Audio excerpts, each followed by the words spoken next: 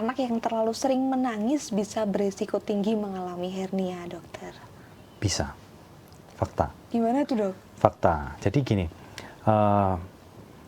jadi karena proses vaginalisnya itu masih persisten pada anak-anak itu, jadi intinya masih lemah, itu proses vaginalis atau lubang yang kebanyakan di hernia inguinalis itu masih lemah. Kadang-kadang kalau dengan anaknya sering menangis, itu jadi terbuka kembali. Yang tadinya misalkan waktu lahir itu kan sama aja kayak jalan turunnya testis ya, untuk pada pasien laki-laki. Nah, itu ketika lahir biasanya sudah menutup. Nah, jalur itu, kanalis inguinalis itu atau prosesus vaginalis itu udah menutup. Tapi ketika anaknya lahir dan sering nangis, sering lompat-lompat, teriak-teriak, itu bisa terbuka kembali.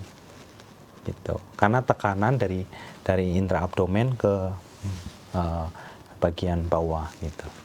Itu jadi bisa terbuka kembali, akhirnya timbul menjadi hernia. Itu bisa.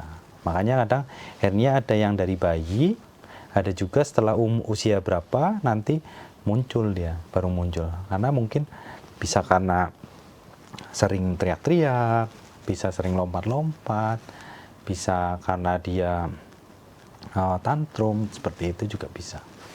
Baik, Gitu. dokter. Wah, sebagai seorang ibu nih, dokter ya, saya langsung kayak kepikiran anak saya nih, dok. Ya. Jadi anak saya dulu kan sukanya pas kecil tuh nangis, dok. Yang nomor 2 tuh kayak sering nangis gitu. Nah, sekarang tuh aktif banget nih, dok. Ya. Apakah saya juga perlu memperhatikan anak saya, dok ya? Oh, ketika sebenarnya nggak perlu khawatir banget ya, karena ketika anaknya tantrum atau sering teriak-teriak gitu juga kan kita perhatikan area-area yang di sekitar pusar ataupun di di selangkangan itu, kalau tidak ada benjolan yang hilang timbul pun tidak masalah gitu. Nggak usah khawatir di situ gitu. Baik, Gitu. dok. Tapi tetap jadi kayak faktor resiko penambah gitu Masih ya, dok, bisa, ya masih bisa. Baik, dok. Nanti kayak lebih pas baru setelah selesai mandi coba kamu teriak deh gitu, bisa nggak ya, dok, ya, kalau dicek itu? Bisa juga, bisa kalau memang udah ada proses vaginalisnya yang terbuka, biasanya muncul juga.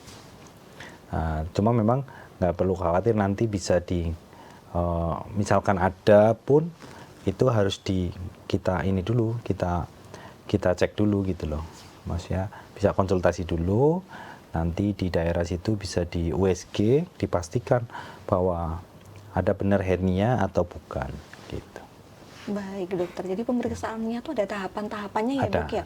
Ada USG juga. Ya. Kemudian kalau udah diagnosis tegak baru dilakukan operasi ya, dok? Iya. Jadi pertama konsultasi terlebih dahulu, nanti dilakukan pemeriksaan fisik, kemudian ada pemeriksaan penunjang seperti USG. Jadi memang ada tahapannya, nggak langsung oh ini harus operasi, ini enggak seperti itu. Download Tribun X sekarang, menghadirkan lokal menjadi Indonesia.